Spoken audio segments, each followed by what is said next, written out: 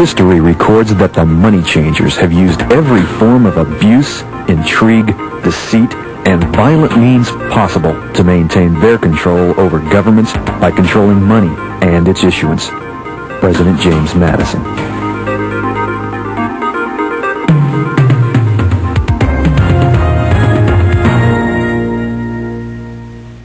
I'm Bill Still. I want to take you on a fascinating journey into the history of money. I also want to tell you about the money masters and how these families have gained control of America, both economically and politically, and how they are now working to gain control of the world economy. What you're about to learn in this series will shock you. In fact, what you're about to see is so incredible, you probably won't believe it at first. But you must understand who controls our money. Why? Because reliable experts believe that the vast majority of Americans are headed into an economic crash of unprecedented proportions. When that happens, your family and friends will be crying out for answers. One thing is sure, if we let the money masters frame the solutions, we'll only be in deeper trouble. But there is another way, and that's what this series is all about. If you understand what is really happening in our country, why it's happening, and who is behind it, you can be armed with vital information that can prepare you for the economic earthquake that surely has to come unless changes are made. Join me now as we start this fascinating journey. What's going on in America today? Why are we over our heads in debt? Why can't the politicians bring debt under control? Why are so many people, often both parents now, working at low-paying, dead-end jobs and still making do with less? What's the future of the American economy and way of life? Why does the government tell us inflation is low when the buying power of our paychecks is declining at an alarming rate? Only a generation ago, bread was a quarter, and you could get a new car for $19.95. Are we headed into an economic crash of unprecedented proportions? One which will make the crash of 1929 and the Great Depression which followed look like a Sunday school picnic. If so, can we prevent it? And what can we do to protect our families? Reliable experts say a crash is coming. They also say that there are simple, inexpensive things anyone can do to protect their families, to keep food on the table and a roof over our heads, even in the worst of times. But to do that, we have to understand why the crash is coming, who's behind it, what they want, and how the perpetrators plan on protecting their families. Armed with this knowledge, any of us can ride out the coming storm. Larry Bates was a bank president for 11 years. As a member of the Tennessee House of Representatives, he chaired the Committee on Banking and Commerce. He's also a former professor of economics and the author of the best-selling book, The New Economic Disorder. I can tell you right now that there is going to be a crash of unprecedented proportions. A crash like we have never seen before in this country. The greatest shock of this decade is that more people are about to lose more money than at any time before in our history. But the second greatest shock will be the incredible amount of money just a relatively small group of people will make at exactly the same time. You see, in periods of economic upheaval, in economic crisis, wealth is not destroyed. It is merely transferred. Presidential candidate Charles Collins is a lawyer, has owned banks, and served as a bank director. He believes we'll never get out of debt because the Federal Reserve is in control of our money. Right now, it's perpetuated by the Federal Reserve, making us borrow the money and from them at interest to pay the interest that's already accumulated. So we cannot get out of debt the way we're going now. Economist Henry Pasquet is a tenured instructor in economics. He agrees the end is near for the U.S. economy. Not when you're adding, roughly round terms $1 billion a day. We just can't go on. We had less than $1 trillion of national debt in 1980. Now it's approximately $5 trillion, 5 times greater in 15 years. It doesn't take a genius to realize that this just can't go on forever. The problem is that since 1864, we've had a debt-based banking system. All our money is based on government debt. We cannot extinguish government debt without extinguishing our money supply. That's why talk of paying off the national debt without reforming our banking system is an impossibility. That's why the solution does not lie in discussing the size of the national debt, rather it lies in reforming our banking system. This is the Federal Reserve headquarters in Washington. It sits on this very impressive address, right on Constitution Avenue, right across from the Lincoln Memorial. But is it federal? Is it really part of the United States government? Well, what we're about to show you is that there's nothing federal about the Federal Reserve, and there are no reserves.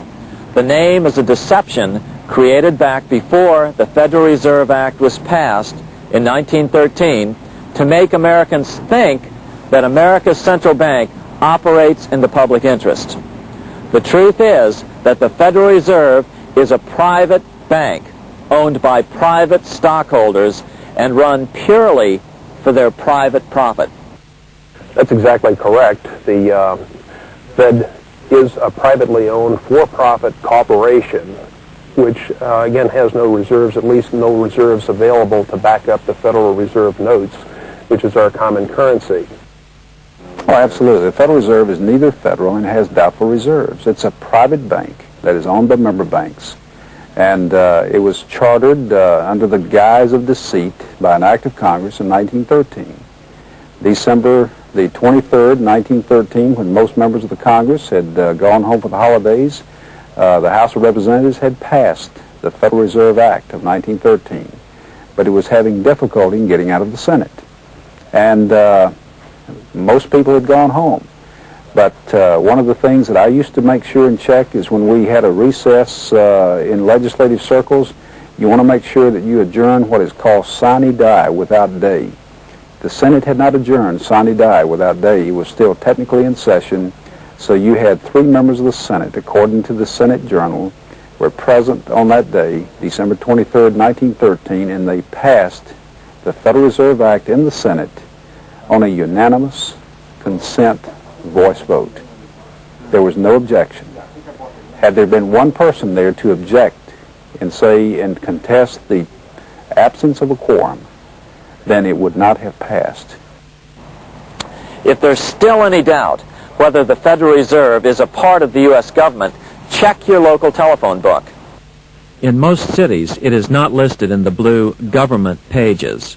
It is listed in the business white pages right next to Federal Express, another private company.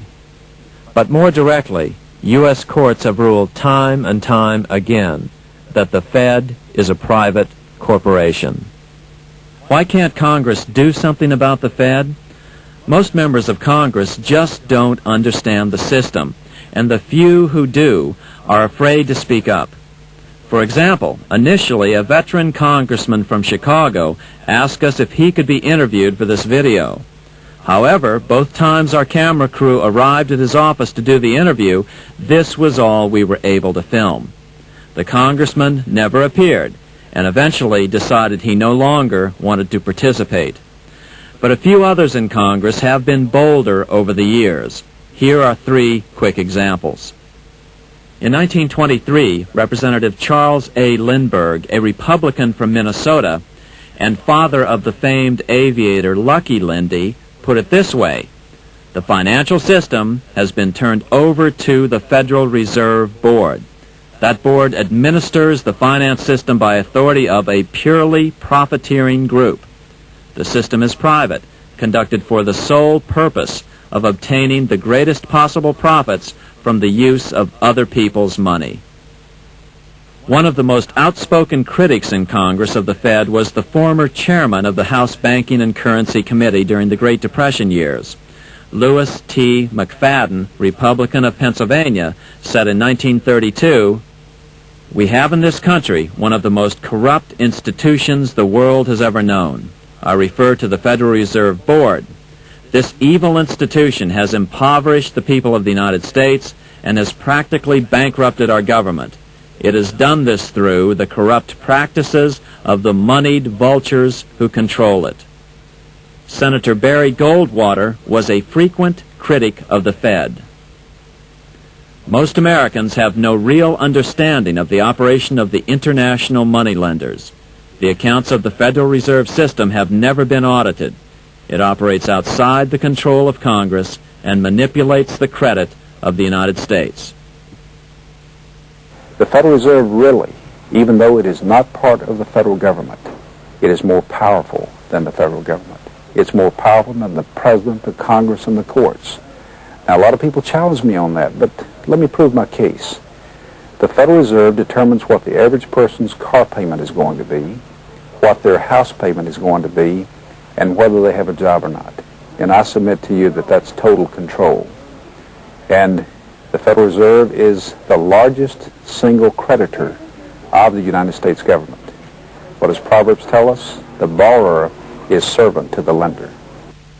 What one has to understand is that from the day the Constitution was adopted right up to today, the folks who profit from privately owned central banks, as Madison called them, the money changers, have fought a running battle for control over who gets to print America's money. Why is who prints the money so important? Think of money as just another commodity. If you have a monopoly on a commodity that everyone needs, everyone wants, and nobody has enough of, there are lots of ways to make a profit, and also exert tremendous political influence. That's what this battle is all about. Throughout the history of the United States, the money power has gone back and forth between Congress and some sort of privately owned central bank. The Founding Fathers knew the evils of a privately owned central bank. First of all, they had seen how the privately owned British central bank, the Bank of England, had run up the British national debt to such an extent that Parliament had been forced to place unfair taxes on the American colonies. In fact, as we'll see later, Ben Franklin claimed that this was the real cause of the American Revolution. Most of the Founding Fathers realized the potential dangers of banking and feared bankers' accumulation of wealth and power. Jefferson put it this way: I sincerely believe that banking institutions are more dangerous to our liberties than standing armies. The issuing power should be taken from the banks and restored to the people to whom it properly belongs. That succinct statement of Jefferson is, in fact, the solution to all our economic problems today. It bears repeating. The issuing power should be taken from the banks and restored to the people to whom it properly belongs. James Madison, the main author of the Constitution, agreed. Interestingly, he called those behind the central bank scheme money changers. Madison strongly criticized their actions. History records that the money changers have used every form of abuse, intrigue, deceit, and violent means possible to maintain their control over governments by controlling money and its issuance. The battle over who gets to issue our money has been the pivotal issue throughout the history of the United States. Wars are fought over it, depressions are caused to acquire it. Yet after World War I, this battle was rarely mentioned in newspapers or history books. Why? By World War I, the money changers, with their dominant wealth, had seized control of most of the nation's press. Throughout U.S. history, this battle over who gets the power to issue our money has raged. In fact, it's changed hands back and forth 8 times since 1764. Yet this fact has virtually vanished from public view for over 3 generations behind a smokescreen emitted by Fed cheerleaders in the media. Until we stop talking about deficits and government spending and start talking about who controls how much money we have, it's all just a big shell game, a complete and utter deception. It won't matter if you pass an ironclad amendment to the Constitution mandating a balanced budget. Our situation is only going to get worse until we root out the cause at its source. What's the solution for our national problem? First of all, education. That's what this video presentation is all about. But secondly, we must act. We must take back the power to issue our own money. Issuing our own money is not a radical solution. I want to stress that. It's the same solution used at different points in U.S. history by men like Benjamin Franklin, Thomas Jefferson, Andrew Jackson, Martin Van Buren, and Abraham Lincoln.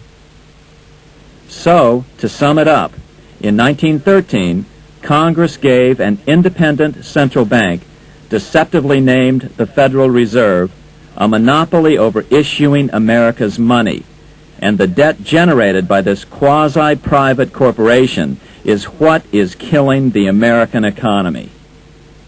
Though the Federal Reserve is now the most powerful central bank in the world, it was not the first. So where did this idea come from? To really understand the magnitude of the problem, we have to travel back to Europe. Just who are these money changers James Madison spoke of? In the Bible, 2,000 years ago, Jesus drove the money changers from the temple. It was the only time Jesus used force during his ministry.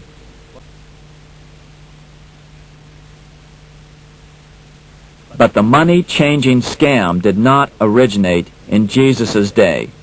200 years before Christ, Rome was having trouble with money changers. 2 early Roman emperors had tried to diminish the power of the money changers by reforming usury laws and limiting land ownership to 500 acres. They were both assassinated. In 48 BC, Julius Caesar took back the power to coin money from the money changers and minted coins for the benefit of all.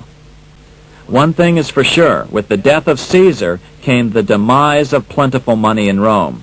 Taxes increased, as did corruption. Just as in the case of America today, usury and debased coin became the rule. Eventually, the Roman money supply was reduced by 90%. As a result, the common people lost their lands and their homes, just as is about to happen soon in America. With the demise of plentiful money, the masses lost confidence in the Roman government and refused to support it. Rome plunged into the gloom of the Dark Ages.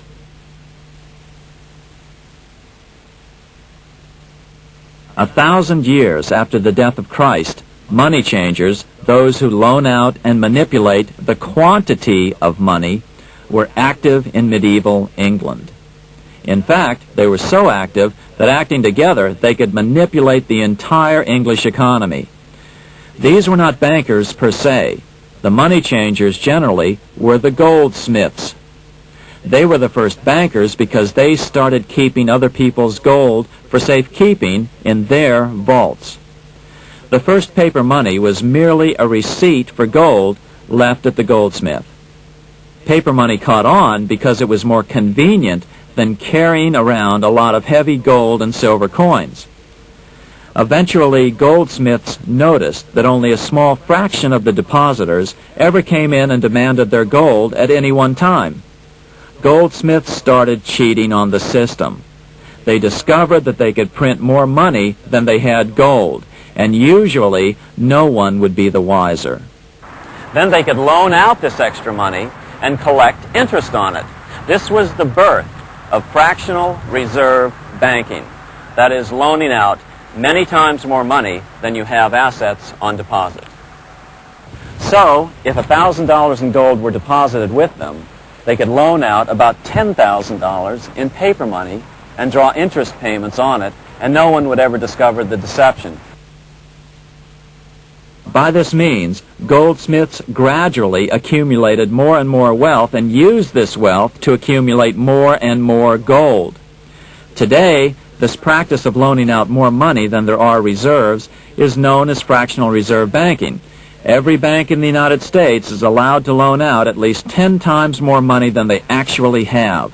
That's why they get rich on charging, let's say, 8% interest. It's not really 8% per year, which is their income. It's 80%. That's why bank buildings are always the largest in town. Reflecting church law in the Middle Ages, Europe forbade charging interest on loans and made it a crime called usury.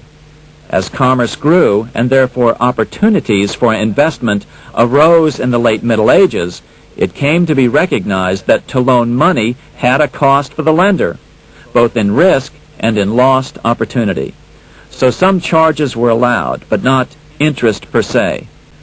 The ancient goldsmiths discovered that extra profits could be made by rowing the economy between easy money and tight money. When they made money easier to borrow, then the amount of money in circulation expanded. Money was plentiful. People took out more loans to expand their businesses. But then the money changers would tighten the money supply. They would make loans more difficult to get. What would happen? Just what happens today. A certain percentage of people could not repay their previous loans and could not take out new loans to repay the old ones. Therefore, they went bankrupt and had to sell their assets to the goldsmiths for pennies on the dollar. The same thing is still going on today. Only today, we call this rowing of the economy up and down the business cycle. Like Julius Caesar, King Henry I of England finally resolved to take the money power away from the goldsmiths about 1100 AD. Henry could have used anything as money, seashells, feathers, or even yak dung, as is often done in remote Tibetan provinces. But he invented one of the most unusual money systems in history. It was called the tally stick system. Here I have one of the few surviving examples of this form of British money, which lasted 726 years until 1826, a tally stick. The tally system was adopted to avoid the monetary manipulation of the goldsmiths. Tally sticks were money fabricated out of sticks of polished wood. Notches were cut along one edge of the stick to indicate the denominations. Then the stick was split lengthwise through the notches so that both pieces still had a record of the notches. The king kept one half to protect against counterfeiting.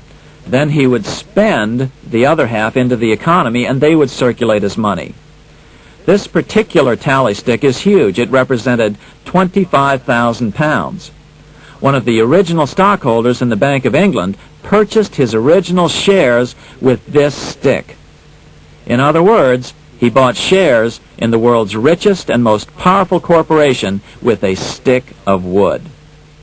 It's ironic that after its formation in 1694, the Bank of England attacked the tally stick system because it was money outside the power of the money changers, just as King Henry had wanted it to be. Why do people accept sticks of wood for money? That's a great question. Throughout history, people traded anything they thought had value and used as money.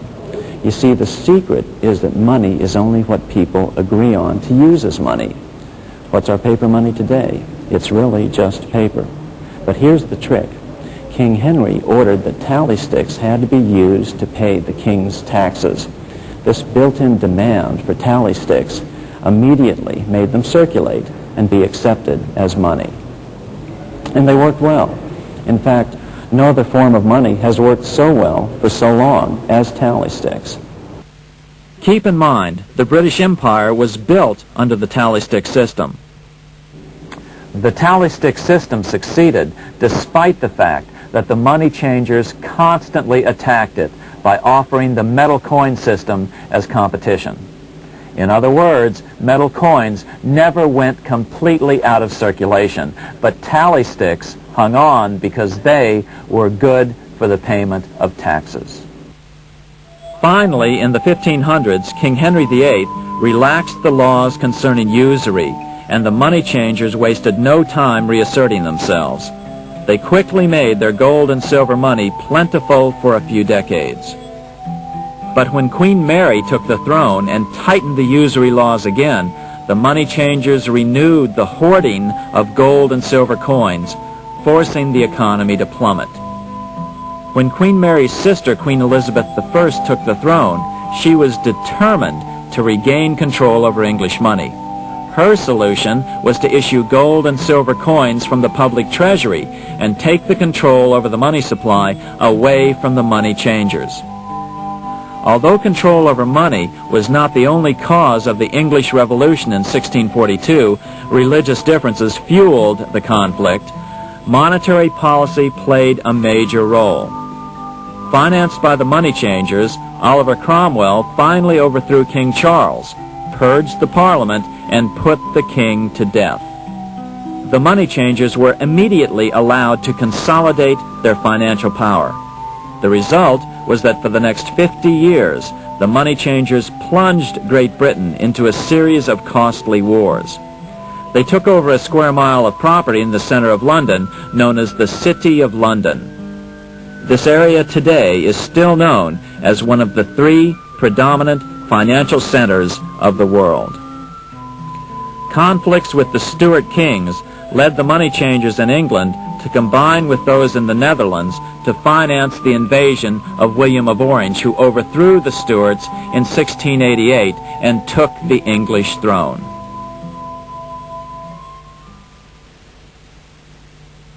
By the end of the 1600s, England was in financial ruin.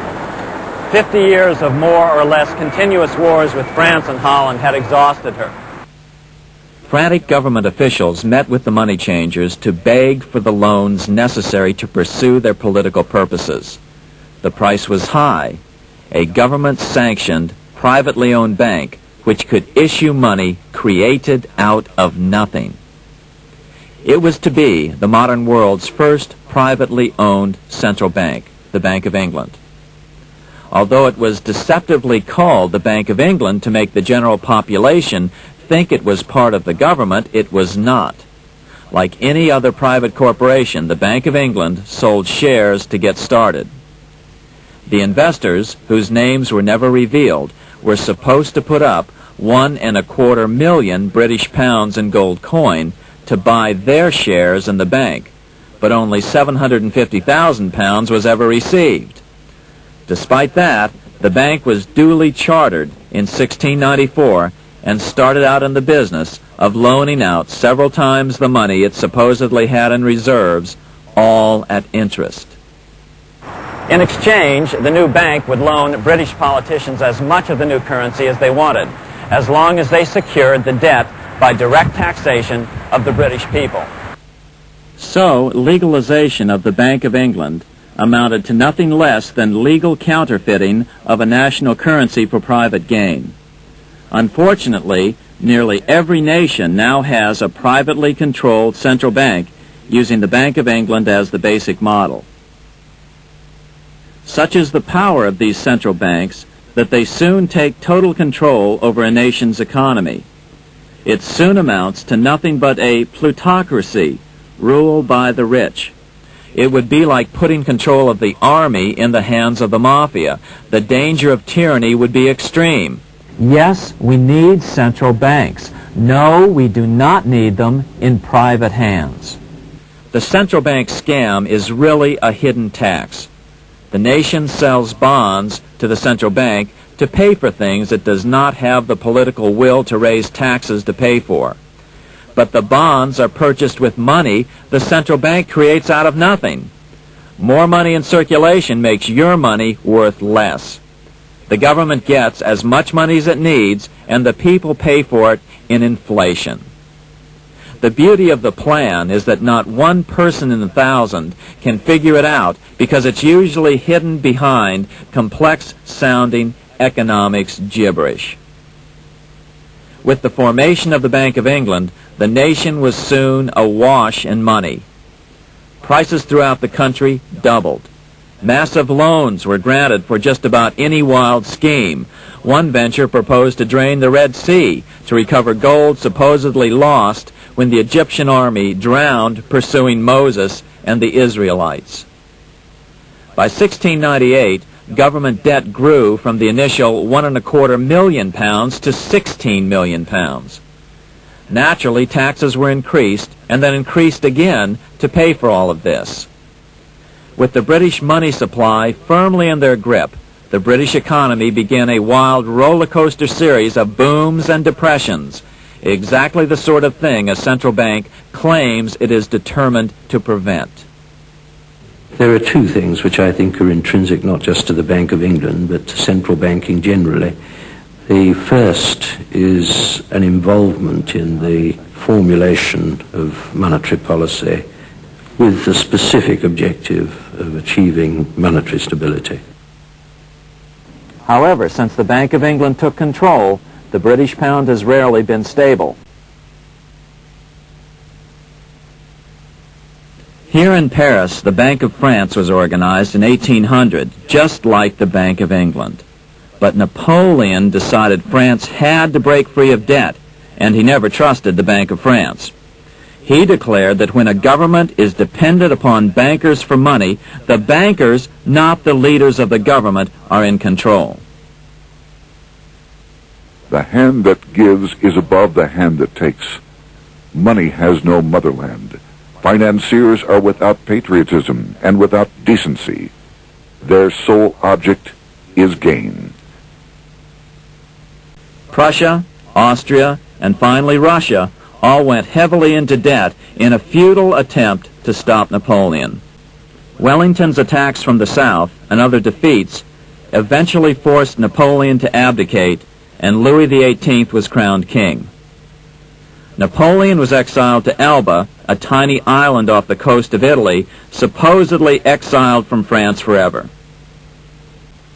In 1815, a year after the end of the War of 1812 in America, Napoleon escaped his exile and returned to Paris.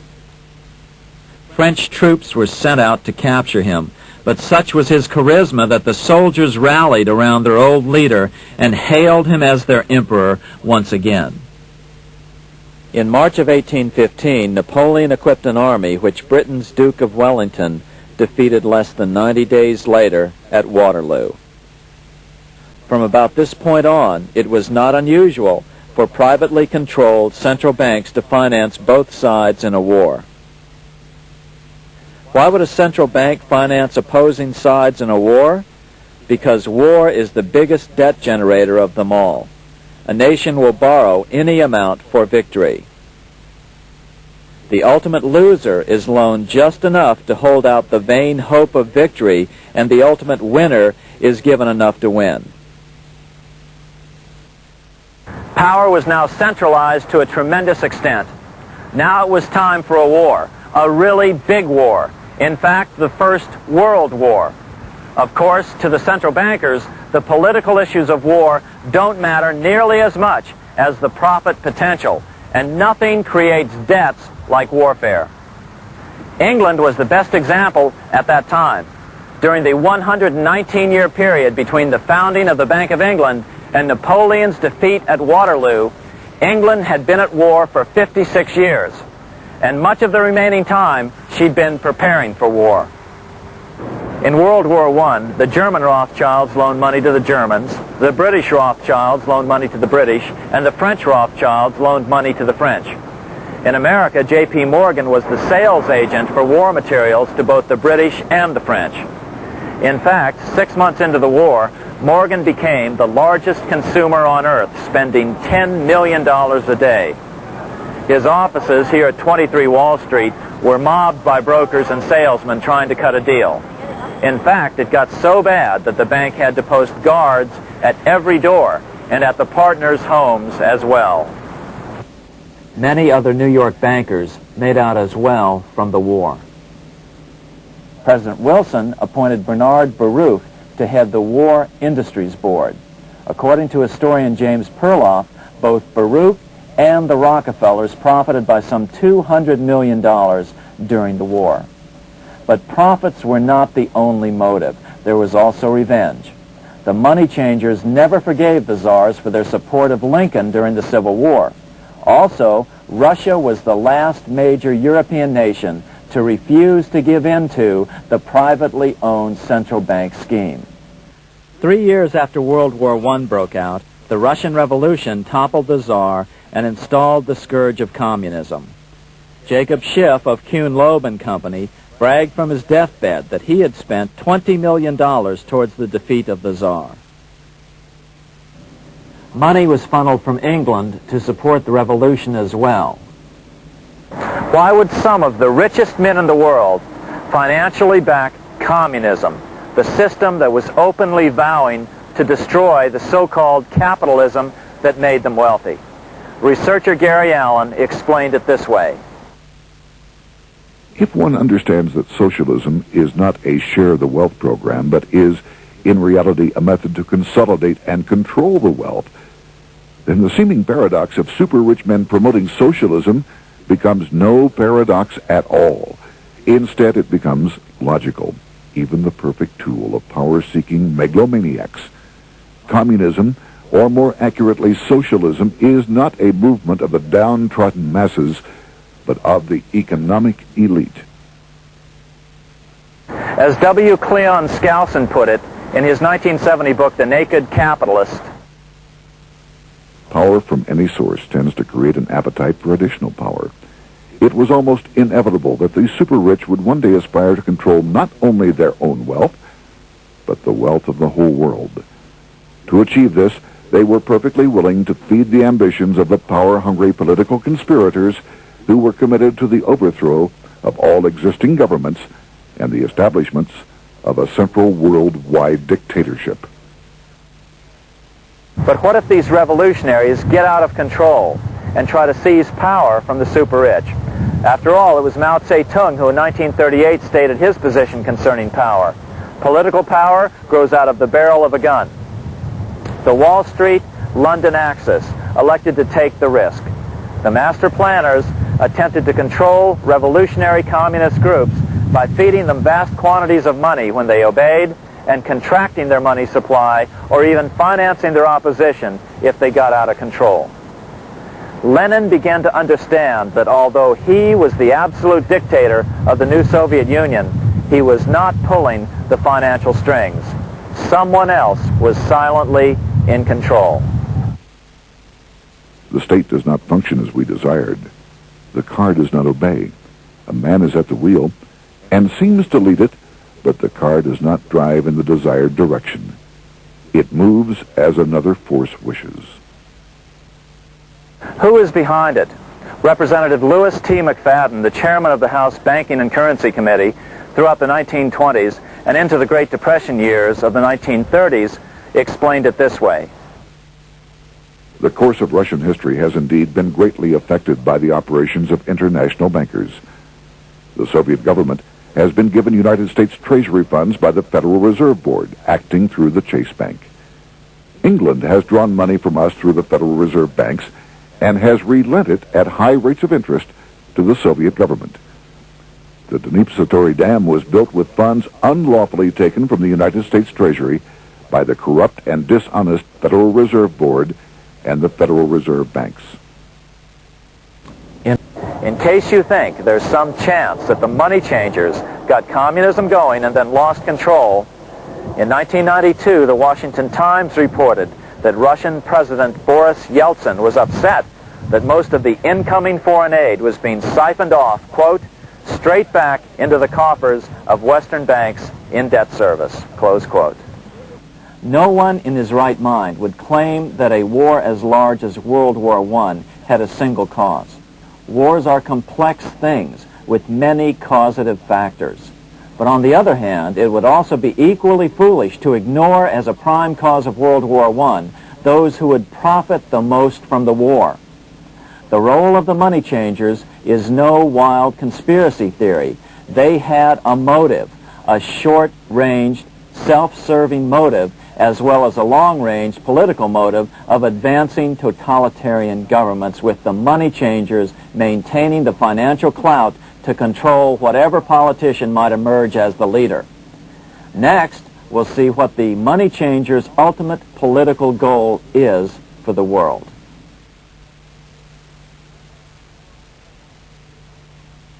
Shortly after World War I, the overall political agenda of the money changers began to be clear. Now that they controlled national economies individually, the next step was the ultimate form of consolidation, world government. The new world government proposal was given top priority at the Paris Peace Conference after World War I. It was called the League of Nations. But much to the surprise of Paul Warburg and Bernard Baruch, who attended the peace conference with President Wilson, the world was not yet ready to dissolve national boundaries. Nationalism still beats strong in the human breast. For example, Lord Curzon, the British Foreign Secretary, called the League of Nations a good joke, even though it was the stated policy of the British government to support it. To the humiliation of President Wilson, the U.S. Congress wouldn't ratify the League either, despite the fact that it had been ratified by many other nations. Without money flowing from the U.S. Treasury, the League died. After World War I, the American public had grown tired of the internationalist policies of Democrat Woodrow Wilson. In the presidential election of 1920, Republican Warren Harding won a landslide victory with over 60% of the vote. Harding was an ardent foe of both Bolshevism and the League of Nations. His election, which opened a 12-year run of Republican presidents in the White House, led to an unprecedented era of prosperity known as the Roaring Twenties. Despite the fact that the war had brought America a debt 10 times larger than its Civil War debt, still the American economy surged. Gold had poured into the country during the war, and it continued to do so afterwards. In the early 1920s, the governor of this bank, the Federal Reserve Bank of New York, a man named Benjamin Strong, met frequently with the secretive and eccentric governor of the Bank of England, Montague Norman.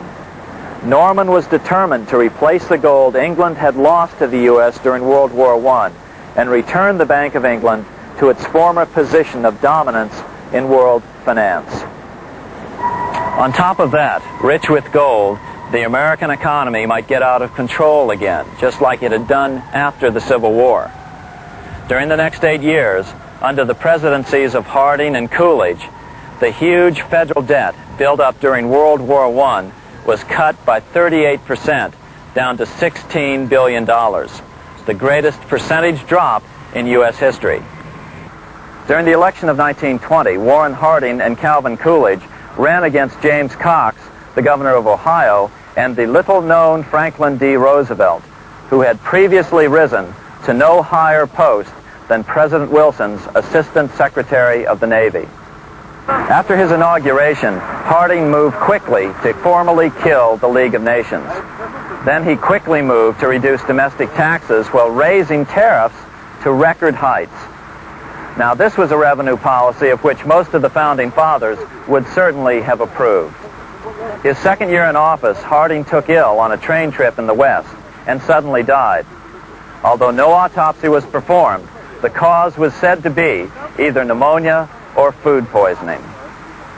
When Coolidge took over, he continued Harding's domestic economic policy of high tariffs on imports while cutting income taxes. As a result, the economy grew at such a rate that net revenue still increased. Now that had to be stopped. So just as they'd done so frequently before, the money changers decided it was time to crash the American economy. The Federal Reserve began flooding the country with money. They increased the money supply by 62% during these years. Money was plentiful. This is why it was known as the Roaring Twenties. Before his death in 1919, former President Teddy Roosevelt warned the American people what was going on. As reported in the March 27, 1922 edition of the New York Times, Roosevelt said, "These international bankers and Rockefeller Standard Oil interests control the majority of newspapers and the columns of these papers to club into submission or drive out of public office officials who refuse to do the bidding of the powerful, corrupt cliques which compose the invisible government." Just one day before, in the New York Times, the mayor of New York, John Hylan, quoted Roosevelt and blasted those he saw as taking control of America, its political machinery, and its press. The warning of Theodore Roosevelt has much timeliness today, for the real menace of our republic is this invisible government which, like a giant octopus, sprawls its slimy length over city, state, and nation. It seizes in its long and powerful tentacles our executive officers, our legislative bodies, our schools, our courts, our newspapers, and every agency created for the public protection. To depart from mere generalizations, let me say that at the head of this octopus are the Rockefeller Standard Oil interest and a small group of powerful banking houses generally referred to as the international bankers. The little coterie of powerful international bankers virtually run the United States government for their own selfish purposes. They practically control both parties, write political platforms, make cat's paws of party leaders, use the leading men of private organizations, and resort to every device to place in nomination for high public office only such candidates as will be amenable to the dictates of corrupt big business. These international bankers and Rockefeller Standard Oil interests control the majority of newspapers and magazines in this country. Why didn't people listen to such strong warnings and demand that Congress reverse its 1913 passage of the Federal Reserve Act? Because remember, it was the 1920s. A steady increase in bank loans contributed to a rising market. In other words, just as it is today, in times of prosperity, no one wants to worry about economic issues. But there was a dark side to all this prosperity. Businesses expanded and became strung out on credit. Speculation in the booming stock market became rampant. Although everything looked rosy, it was a castle made of sand. When all was in readiness, in April of 1929, Paul Warburg, the father of the Federal Reserve, sent out a secret advisory warning his friends that a collapse and nationwide depression was certain. In August of 1929, the Fed began to tighten money. It is not a coincidence that the biographies of all the Wall Street giants of that era, John D. Rockefeller, J.P. Morgan, Joseph Kennedy, Bernard Baruch, etc., all marvel that they got out of the stock market just before the crash and put all their assets in cash or gold. On October 24th, 1929, the big New York bankers called in their 24-hour broker call loans. This meant that both stockbrokers and customers had to dump their stocks on the market to cover their loans, no matter what price they had to sell them for. As a result, the market tumbled, and that day was known as Black Thursday. Congressman Louis McFadden, chairman of the House Committee on Banking and Currency from 1920 to 1931, knew who to blame. He accused the Fed and the international bankers of orchestrating the crash. It was not accidental. It was a carefully contrived occurrence. The international bankers sought to bring about a condition of despair here so that they might emerge as rulers of us all. But McFadden went even farther. He openly accused them of causing the crash in order to steal America's gold. In February 1931, in the midst of the Depression, he put it this way. I think it can hardly be disputed that the statesmen and financiers of Europe are ready to take almost any means to reacquire rapidly the gold stock which Europe lost to America as the result of World War I. Curtis Dahl, a broker for Lehman Brothers, was on the floor of the New York Stock Exchange the day of the crash. In his 1970 book, FDR, My Exploited Father-in-Law, he explained that the crash was triggered by the planned sudden shortage of call money in the New York money market. Actually, it was the calculated shearing of the public by the world money powers triggered by the planned sudden shortage of call money in the New York money market. Within a few weeks, $3 billion of wealth simply seemed to vanish. Within a year, $40 billion had been lost. But did it really disappear? Or was it simply consolidated in fewer hands? Joseph P. Kennedy's worth, for example, grew from $4 million in 1929 to over $100 million by 1935. And what did the Federal Reserve do? Instead of moving to help the economy out by quickly lowering interest rates to stimulate the economy, the Fed continued to brutally contract the money supply further, deepening the Depression. Between 1929 and 1933, the Fed reduced the money supply by an additional 33%. Although most Americans have never heard that the Fed was the cause of the Depression, this is well known among top economists. Milton Friedman, the Nobel Prize-winning economist now of Stanford University, said the same thing in a National Public Radio interview in January of 1996. The Federal Reserve definitely caused the Great Depression by contracting the amount of currency in circulation by 1/3 from 1929 to 1933.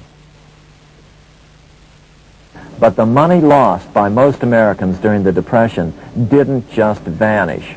It was just redistributed into the hands of those who had gotten out just before the crash and had purchased gold, which is always a safe place to put your money just before a depression. But America's money also went overseas.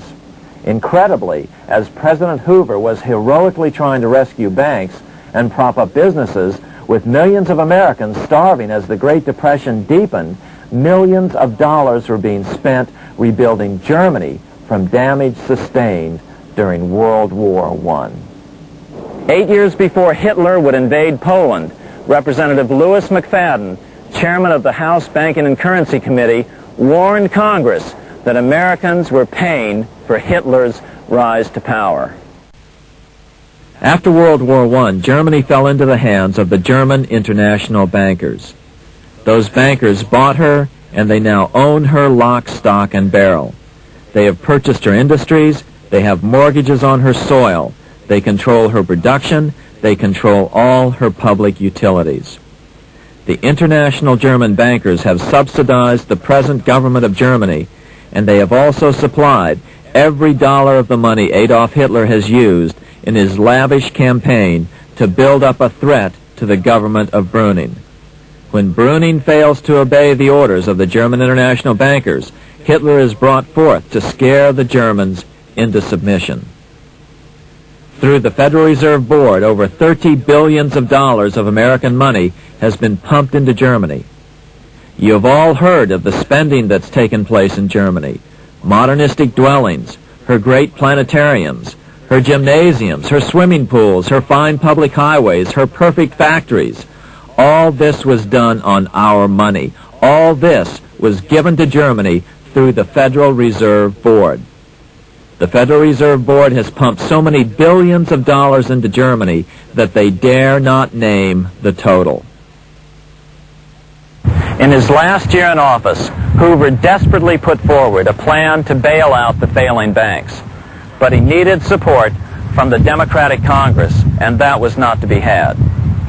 That same year, Franklin D. Roosevelt was swept into office during the 1932 presidential election.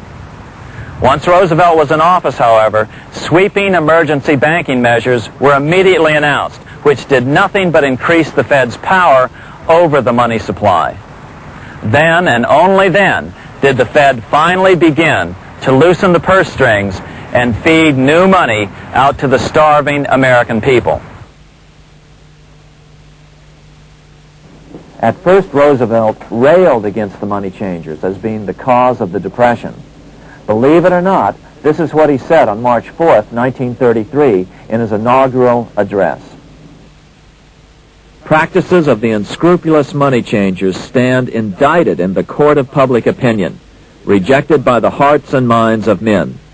The money changers have fled from their high seats in the temple of our civilization.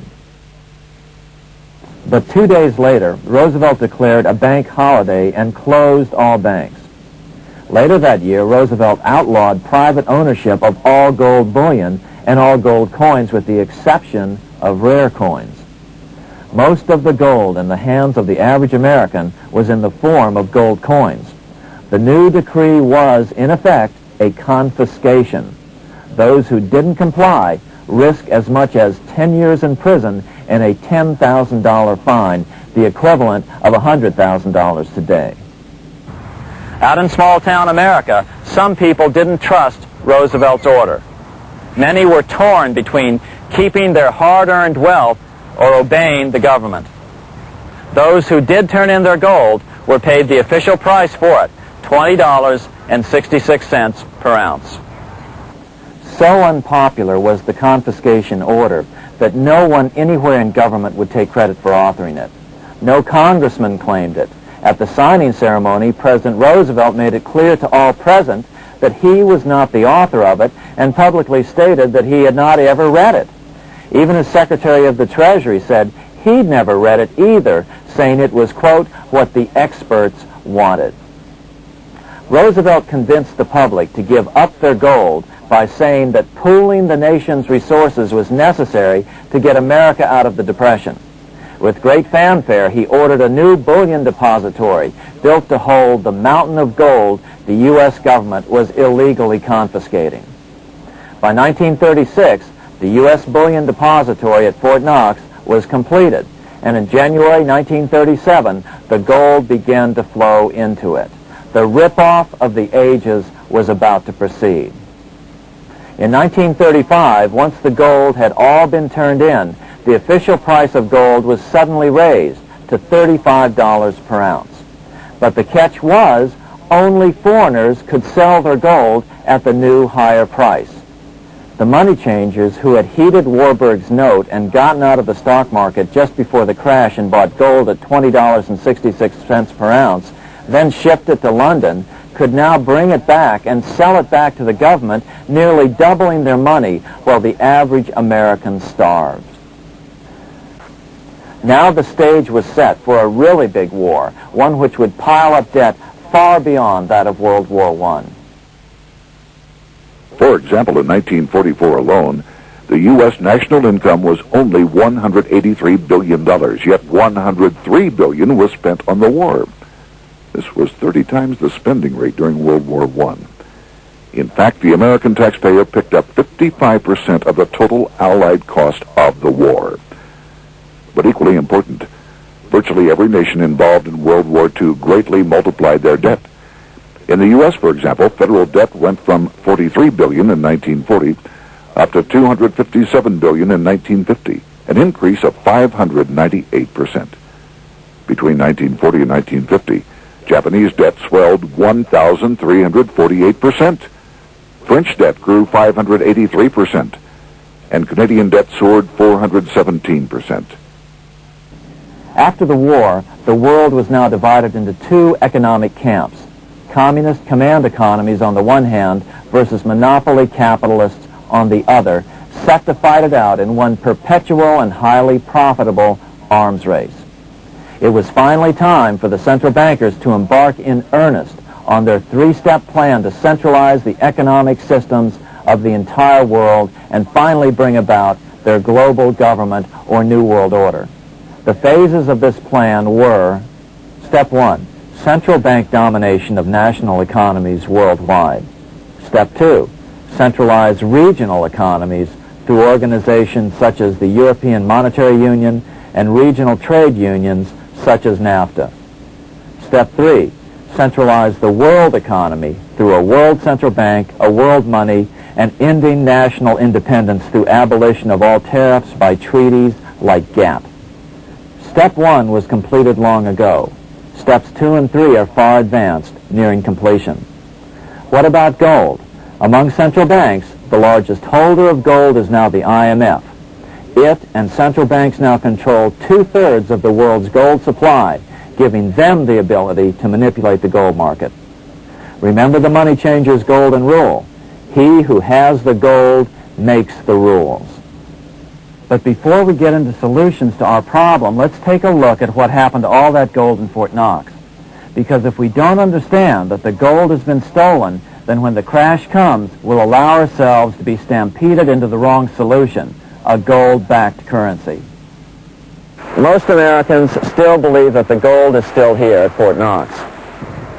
At the end of World War II, Fort Knox contained over 700 million ounces of gold, an incredible 70% of all the gold in the world. How much remains? No one knows. Despite the fact that federal law requires an annual physical audit of Fort Knox gold, the Treasury has consistently refused to conduct one. The truth is that a reliable audit of whatever remains here has not been conducted since President Eisenhower ordered one in 1953. Where did America's gold in Fort Knox go? Over the years, it was sold off to European money changers at the $35 per ounce price.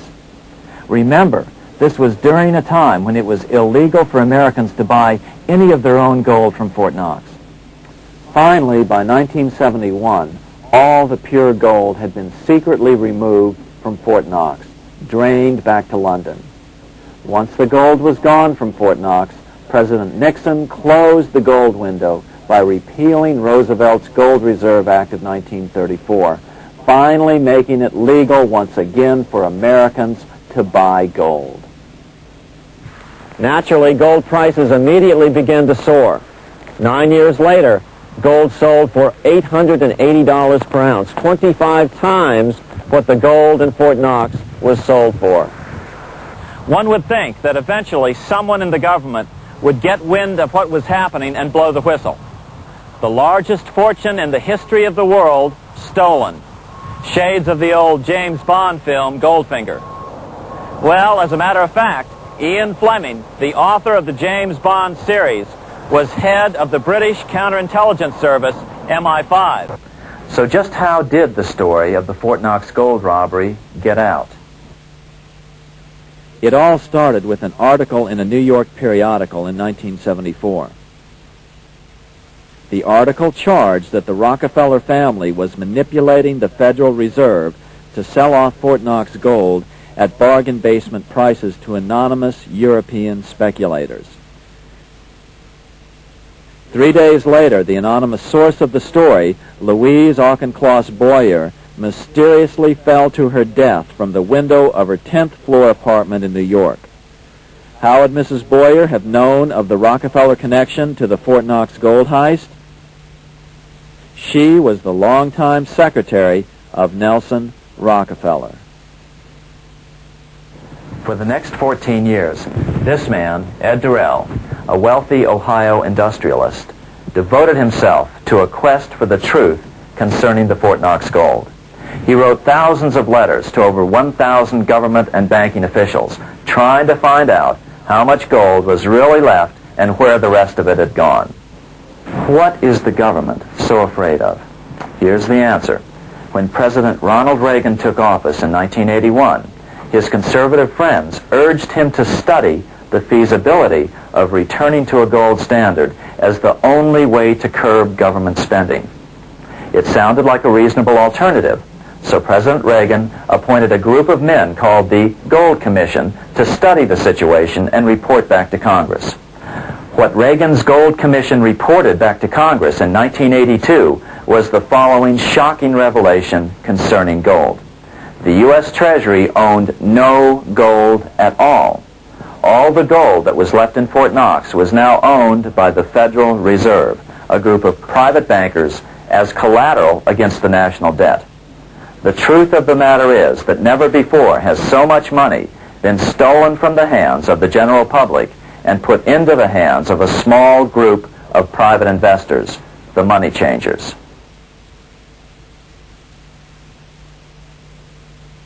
I'm standing in front of the headquarters of the International Monetary Fund located in Washington, D.C. Across the street, right over there, is the headquarters of the World Bank. What are these organizations and who controls them? And most importantly, are they about to create a huge worldwide depression? Let us step back in time for a moment to the aftermath of World War I. People were tired of war, so under the guise of peacemaking, the international bankers devised a plan to consolidate power even further. Claiming only an international government would stem the tide of world wars, the money changers pushed forward a proposal for world government which stood on three legs. A world central bank to be called the Bank of International Settlements, a world judiciary to be called the World Court located in The Hague, the Netherlands, and a world executive and legislature to be called the League of Nations. As President Clinton's mentor, Georgetown historian Carroll Quigley wrote in his 1966 book, Tragedy and Hope, The powers of financial capitalism had a far-reaching plan, nothing less than to create a world system of financial control in private hands, able to dominate the political system of each country and the economy of the world as a whole. This system was to be controlled in a feudalistic fashion by the central banks of the world, acting in concert by secret agreements arrived at in frequent meetings and conferences. The apex of the system was to be the Bank for International Settlements in Basel, Switzerland, a private bank owned and controlled by the world's central banks, which were themselves private corporations. Each central bank sought to dominate its government by its ability to control treasury loans, to manipulate foreign exchanges, to influence the level of economic activity in the country, and to influence cooperative politicians by subsequent economic rewards in the business world. Despite intense pressure from the international bankers and the press, a handful of U.S. senators, led by Senator Henry Cabot Lodge, kept the U.S. out of these schemes. Without U.S. participation, the League was doomed. Incredibly, even though the U.S. rejected the World Central Bank, the BIS, the New York Federal Reserve ignored its government and arrogantly sent representatives to Switzerland to participate in the central bankers' meeting right up until 1994, when the U.S. was finally officially dragged into it. Their world government schemes thwarted, the bankers resorted to the old formula, another war to wear down the resistance to world government while reaping handsome profits. To this end, Wall Street helped resurrect Germany through the Thyssen banks, which were affiliated with the Harriman interest in New York, just as the Chase Bank had assisted in the financing of the Bolshevik Revolution in Russia during World War I. Chase Bank was controlled by the Rockefeller family. Subsequently, it was merged with Warburg's Manhattan Bank to form the Chase Manhattan Bank. Now this has merged with Chemical Bank of New York, making it the largest Wall Street bank. Their strategy worked. Even before World War II was over, world government was back on track. In 1944, at Bretton Woods, New Hampshire, the International Monetary Fund and the World Bank were approved with full U.S. participation. The Second League of Nations, renamed the United Nations, was approved in 1945. Soon, a new international court system was functioning as well. All effective opposition to these international bodies before the war had evaporated in the heat of war, just as planned. These new organizations simply repeated on a world scale what the National Banking Act of 1864 and the Federal Reserve Act of 1913 had established in the U.S. They created a banking cartel composed of the world's central banks, which gradually assumed the power to dictate credit policies to the banks of all the nations. For example, just as the Federal Reserve Act authorized the creation of a new national fiat currency called Federal Reserve Notes, the IMF has been given the authority to issue a world fiat money called Special Drawing Rights, or SDRs. To date, the IMF has created in excess of $30 billion worth of SDRs. Member nations are being pressured to make their currencies fully exchangeable for SDRs. In 1968, Congress approved laws authorizing the Fed to accept SDRs as reserves in the U.S. and to issue Federal Reserve notes in exchange for SDRs. What does that mean? It means that in the U.S., SDRs are already a part of our lawful money. And what about gold? SDRs are already partially backed by gold. And with 2/3 of world gold now in the hands of central banks, the money changers can go about structuring the world's economic future in whichever way they deem most profitable. Keep in mind, just as the Fed is controlled by its Board of Governors, the IMF is controlled by its Board of Governors, which are either the heads of the different central banks or the heads of the various national treasury departments dominated by their central banks.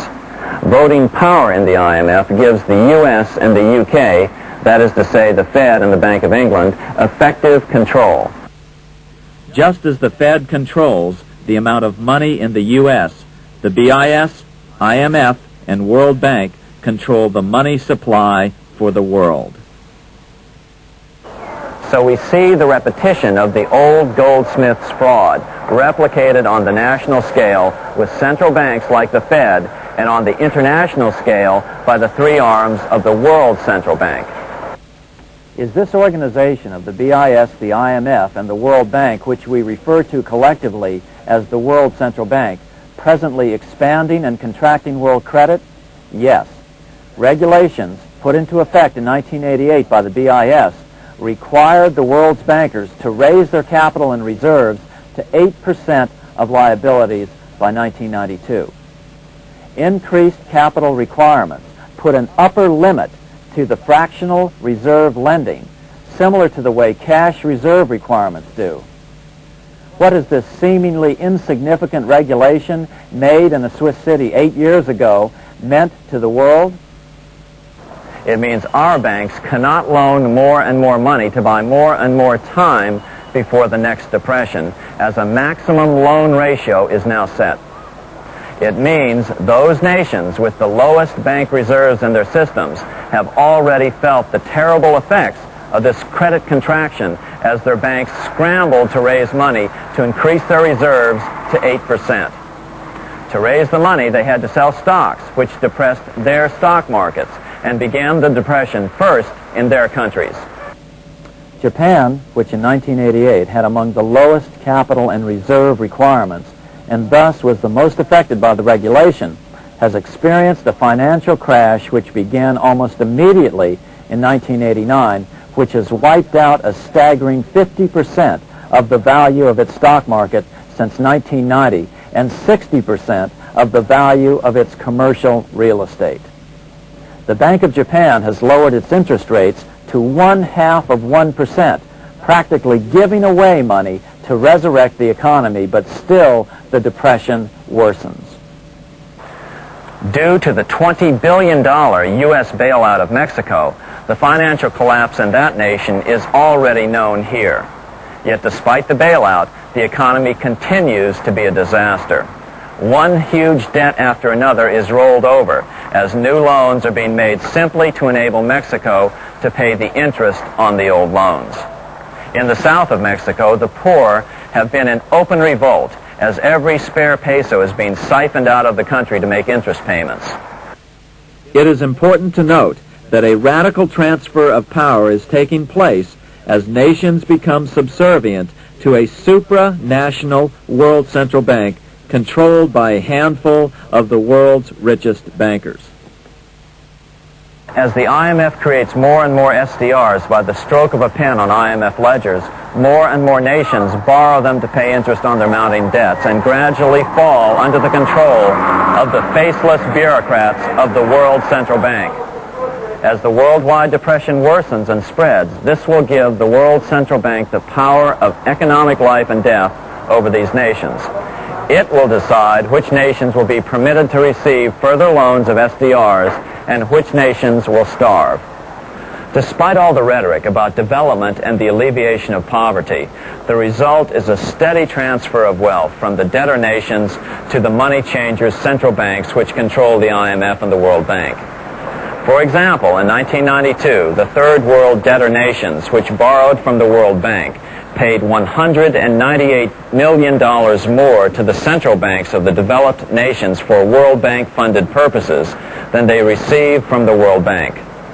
All this increases their permanent debt in exchange for temporary relief of poverty caused by prior borrowings. Already, these repayments exceed the amount of the new loans. By 1992, Africa's external debt had reached $290 billion. 2.5 times greater than in 1980, resulting in skyrocketing infant mortality rates and unemployment, deterioration of schools, housing, and the general health of the people.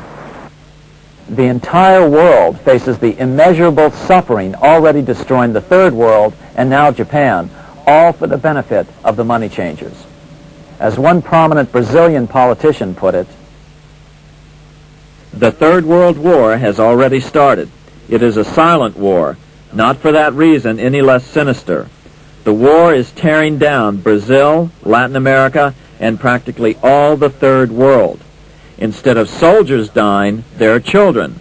It is a war over the Third World debt, one which has as its main weapon interest, a weapon more deadly than the atom bomb, more shattering than a laser beam."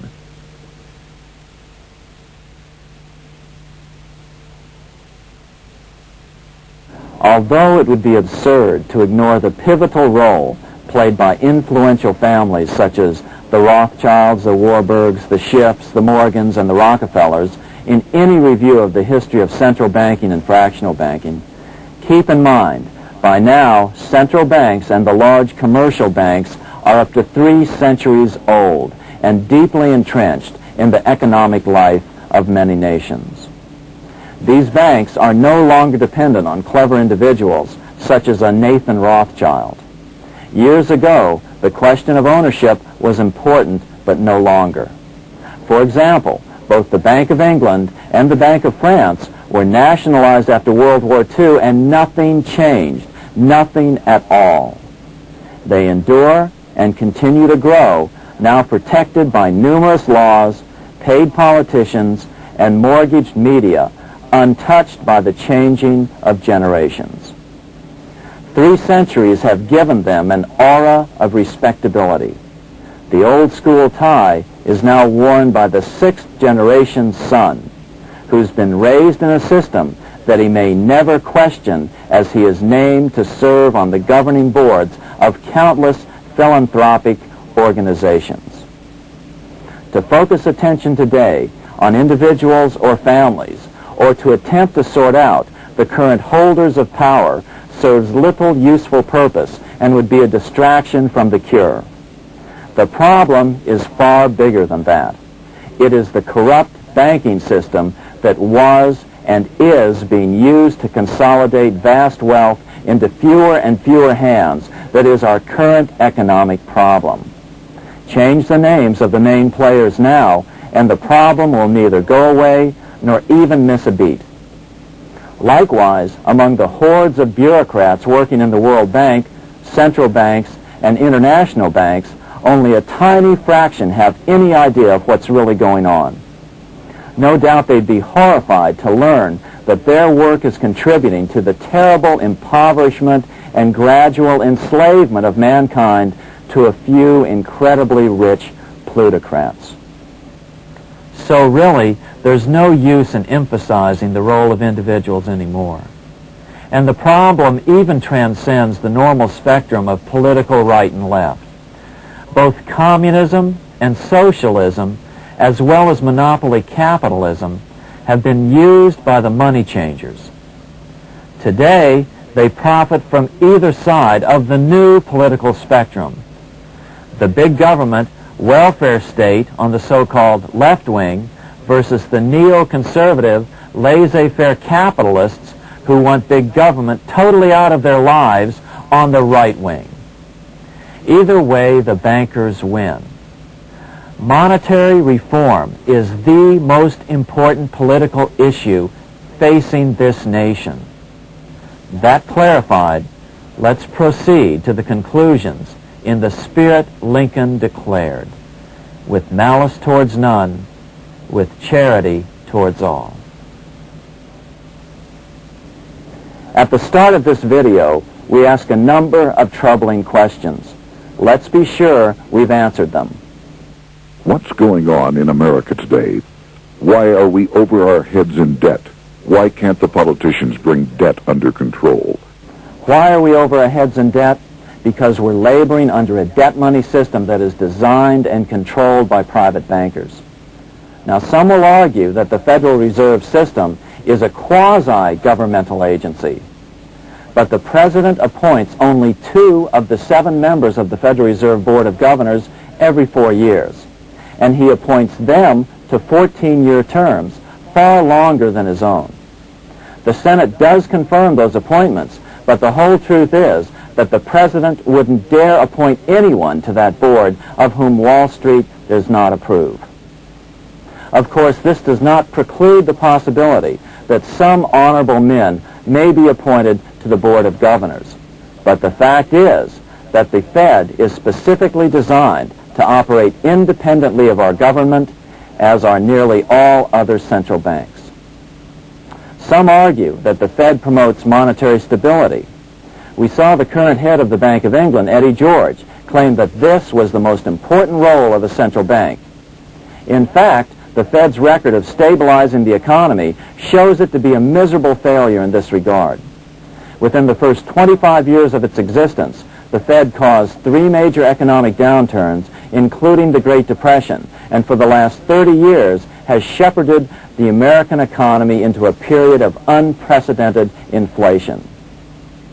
Again, this is not some wild conspiracy theory. It's a well-known fact among top economists. As Nobel Prize-winning economist Milton Friedman put it, the stock of money, prices, and output was decidedly more unstable after the establishment of the Federal Reserve System than before.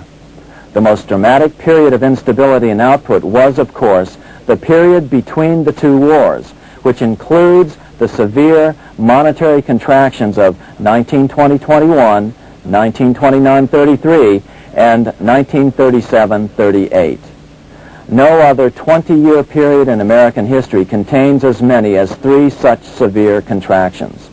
This evidence persuades me that at least a third of the price rise during and just after World War I is attributable to the establishment of the Federal Reserve System, and that the severity of each of the major contractions, 1920-21, 1929-33, and 1937-38, is directly attributable to acts of commission and omission by the reserve authorities. Any system which gives so much power and so much discretion to a few men so that mistakes, excusable or not, can have such far-reaching effects is a bad system. It is a bad system to believers in freedom just because it gives a few men such power without any effective check by the body politic. This is the key political argument against an independent central bank.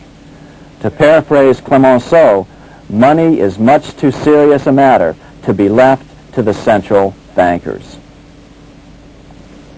We must learn from our history before it is too late.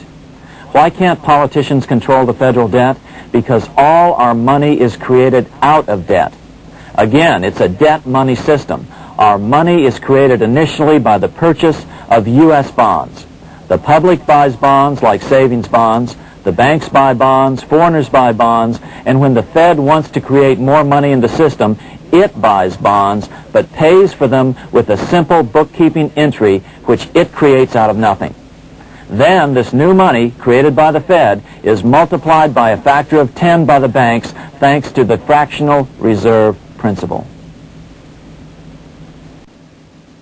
So although the banks don't create currency, they do create checkbook money or deposits by making new loans. They even invest some of this created money. In fact, over $1 trillion of this privately created money has been used to purchase U.S. bonds on the open market, which provides the banks with roughly $50 billion in interest, risk-free, each year, less the interest they pay to some depositors. In this way, through fractional reserve lending, banks create over 90% of the money and therefore cause over 90% of our inflation. What can we do about all this? Fortunately, there's a way to fix the problem fairly easily, speedily, and without any serious financial problems. We can get our country totally out of debt in 1 to 2 years by simply paying off these U.S. bonds with debt-free U.S. notes, just like Lincoln issued. Of course, that by itself would create tremendous inflation, since our currency is presently multiplied by the fractional reserve banking system. But here's the ingenious solution, advanced in part by Milton Friedman, to keep the money supply stable and avoid inflation and deflation while the debt is retired. As the Treasury buys up its bonds on the open market with U.S. notes, the reserve requirements of your hometown local bank will be proportionally raised so the amount of money in circulation remains constant. As those holding bonds are paid off in U.S. notes, they will deposit this money, thus making available the currency then needed by the banks to increase their reserves. Once all the U.S. bonds are replaced with U.S. notes, banks will be at 100% reserve banking instead of the fractional reserve system currently in use. From this point on, the former Fed buildings will only be needed as a central clearinghouse for checks and as vaults for U.S. notes. The Federal Reserve Act will no longer be necessary and could be repealed. Monetary power can be transferred back to the Treasury Department. There would be no further creation or contraction of money by banks. By doing it this way, our national debt can be paid off in a single year or so, and the Fed and fractional reserve banking abolished without national bankruptcy, financial collapse, inflation or deflation, or any significant change in the way the average American goes about his business. To the average person, the primary difference would be that for the first time since the Federal Reserve Act was passed in 1913, taxes would begin to go down. Now there's a real national blessing for you, rather than for Hamilton's banker friends. Now let's take a look at these proposals in more detail. Here are the main provisions of a Monetary Reform Act which needs to be passed by Congress. We've drafted a proposed Monetary Reform Act which follows at the end of this tape. Of course, variations with the same results would be equally welcome. 1. Pay off the debt with debt-free U.S. notes. As Thomas Edison put it, if the U.S. can issue a dollar bond, it can issue a dollar bill. They both rest purely on the faith and credit of the United States government. This amounts to a simple substitution of one type of government obligation for another. One bears interest, the other doesn't. Federal Reserve notes could be used for this as well, but could not be printed after the Fed's abolished as we propose, so we suggest using U.S. notes instead. 2. Abolish fractional reserve banking. As the debt is paid off, the reserve requirements of all banks and financial institutions would be raised proportionally at the same time to absorb the new U.S. notes, which would be deposited and become the bank's increased reserves. Towards the end of the first year of the transition period, the remaining liabilities of financial institutions would be assumed or acquired by the U.S. government in a one-time operation. In other words, they too would eventually be paid off with debt-free U.S. notes in order to keep the total money supply stable. At the end of the first year or so, all of the national debt would be paid, and we could start enjoying the benefits of full reserve banking.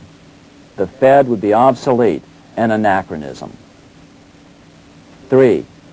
Repeal the Federal Reserve Act of 1913 and the National Banking Act of 1864. These acts delegate the money power to a private banking monopoly. They must be repealed, and the money power handed back to the Department of Treasury where they were initially under President Abraham Lincoln. No banker or person in any way affiliated with financial institutions should be allowed to regulate banking. After the first two reforms, these acts would serve no useful purpose anyway, since they relate to a fractional reserve banking system. 4. Withdraw the U.S. from the IMF, the BIS, and the World Bank. These institutions, like the Federal Reserve, are designed to further centralize the power of the international bankers over the world's economy, and the U.S. must withdraw from them. Their harmless functions, such as currency exchange, can be accomplished either nationally or in new organizations limited to those functions. Such a monetary reform act would guarantee that the amount of money in circulation would stay very stable, causing neither inflation nor deflation. Remember, for the last 3 decades, the Fed has doubled the American money supply every 10 years. That fact and fractional reserve banking are the real causes of inflation and the reduction in our buying power, a hidden tax. These and other taxes are the real reasons both parents now have to work just to get by. The money supply should increase slowly to keep prices stable, roughly in proportion to population growth, about 3% per year, not at the whim of a group of bankers meeting in secret. In fact, all future decisions on how much money will be in the American economy must be made based on statistics of population growth and the price level index. The new monetary regulators and the Treasury Department, perhaps called the Monetary Committee, would have absolutely no discretion in this matter except in time of declared war. This would ensure a steady, stable money growth of roughly 3% per year, resulting in stable prices and no sharp changes in the money supply. To make certain the process is completely open and honest, all deliberations would be public, not secret, as meetings of the Fed's Board of Governors are today. How do we know this will work? Because these steps remove the two major causes of economic instability, the Fed and fractional reserve banking, and the newest one as well, the BIS, Bank of International Settlements. But most importantly, the danger of a severe depression would be eliminated. Let's listen to Milton Friedman on the single cause of severe economic depressions. I know of no severe depression in any country or any time that was not accompanied by a sharp decline in the stock of money, and equally of no sharp decline in the stock of money that was not accompanied by a severe depression. Issuing our own currency is not a radical solution. It's been advocated by Presidents Jefferson, Madison, Jackson, Van Buren, and Lincoln. But it's been used at different times throughout Europe as well. Perhaps the best example is one of the small islands off the coast of France in the English Channel.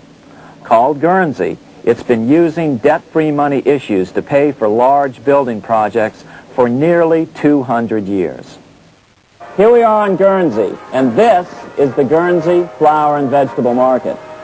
Guernsey is one of the most successful examples of just how well a debt-free money system can work. In 1815, a committee was appointed to investigate how best to finance this new market. The impoverished island could not afford more new taxes, so the state's fathers decided to try a revolutionary idea: issue their own paper money. They were just colorful paper notes, backed by nothing, but the people of this tiny island agreed to accept them and trade with them. To be sure they circulated widely, they were declared to be good for the payment of taxes. Of course, this idea was nothing new. It was exactly what America had done before the American Revolution, and there are many other examples throughout the world.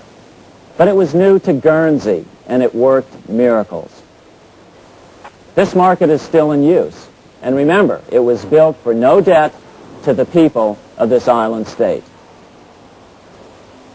But what if we follow Guernsey's example? How would the bankers react to these reforms? Certainly the international bankers cartel will oppose reforms that do away with their control of the world's economies as they have in the past. But it is equally certain that Congress has the constitutional authority and responsibility to authorize the issuance of debt-free money, U.S. notes, and to reform the very banking laws it ill-advisedly enacted.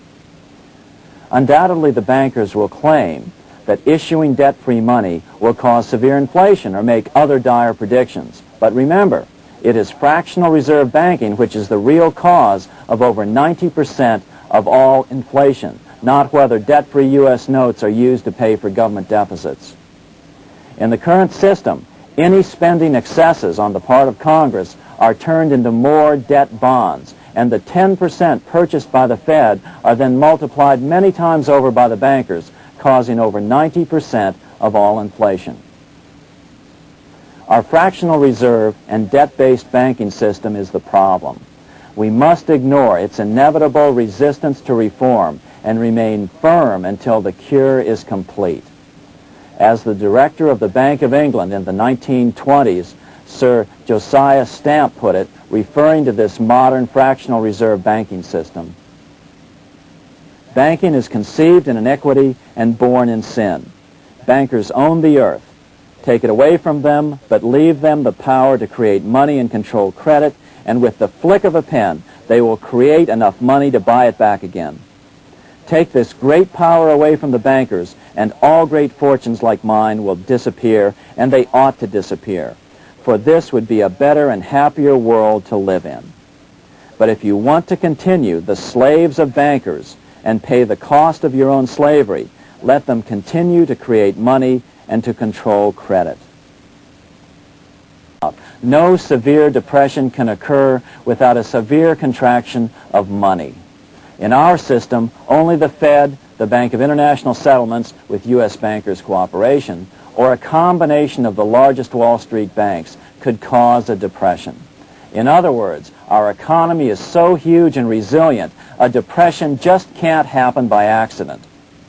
Unless we reform our banking system, they will always have that power. They can pull the plug on our economy anytime they choose. The only solution is to abolish the Fed and the fractional reserve banking system and withdraw from the BIS. Only that will break the power of the international bankers over our economy.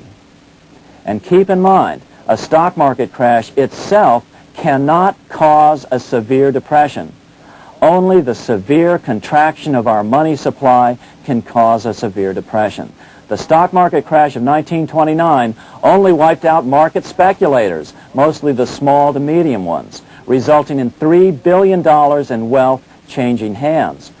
But it served as a smokescreen for a 33% contraction in credit by the Fed over the next 4 years, which resulted in over $40 billion in wealth from the American middle class being transferred to the big banks.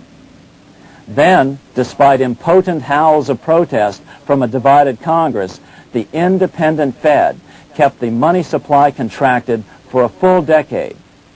Only World War II ended the terrible suffering the Fed inflicted on the American people. In a depression, the remaining wealth of the debt-burdened American middle class will be wiped out by unemployment, declining wages, and the resulting foreclosures. If we start to act to reform our monetary system, the money changers may do what they did in 1929 and then the 1930s, crash the stock market and use that as a smokescreen while contracting the money supply. But if we're determined to fight to regain control over our money, we can come out of it fairly quickly, perhaps in only a very few months, as U.S. notes begin to circulate and replace the money withdrawn by the bankers. The longer we wait, the greater the danger we'll permanently lose control of our nation. But some still wonder why the international bankers would want to cause a depression. Wouldn't that be killing the goose that is currently laying all those golden interest eggs? Remember what Larry Bates said at the first of this videotape. You see, in periods of economic upheaval, in economic crisis, wealth is not destroyed. It is merely transferred. Do we have any hints as to what the money changers have in store for us? Here's what David Rockefeller, the chairman of Chase Manhattan Bank, the largest Wall Street bank, had to say. We are on the verge of a global transformation. All we need is the right major crisis and the nation will accept the New World Order. So, crisis is needed to fulfill their plans quickly. The only question is when the crisis will occur. Fortunately, we probably have a little time. It's unlikely that this crisis will occur before the 1996 elections, but after that, the danger begins rising. But whether or not they decide to cause a crash or a depression through relentless increases in taxes and the loss of hundreds of thousands of jobs being sent overseas thanks to trade agreements such as GATT and NAFTA, the American middle class is an endangered species. Cheaper labor, including slave labor in Red China, which Harry Wu has heroically documented, is being used to compete with American labor. In other words, Money is being consolidated in fewer and fewer hands as never before in the history of this nation or the world. Without reform, the American middle class will soon be extinct, leaving only the very rich few and the very many poor, as has already occurred in most of the world. What can we do to protect our families during a depression? First of all, get out of debt if you can, even if it means lowering your standard of living. Otherwise, you stand to lose everything that is debt financed. Secondly, get liquid. Reduce your wealth to more liquid forms. Reduce your real estate assets, for example. If you own your own house outright, then fine. If not, then sell other assets to pay it off. Educate your friends. Our country needs a solid group who really understand how our money is manipulated and what the solutions really are. Because if a depression comes, there will be those who call themselves conservatives who will come forward advancing solutions framed by the international bankers. Beware of calls to return to a gold standard. Why? Simple. Because never before has so much gold been so concentrated outside of American hands. And never before has so much gold been in the hands of international governmental bodies such as the World Bank and International Monetary Fund. In fact, the IMF now holds more gold than any central bank. A gold-backed currency usually brings despair to a nation, and to return to it would certainly be a false solution in our case. Remember, we had a gold-backed currency in 1929 and during the first 4 years of the Great Depression. Likewise, beware of any plans advanced for a regional or world currency. This is the international bankers' Trojan horse.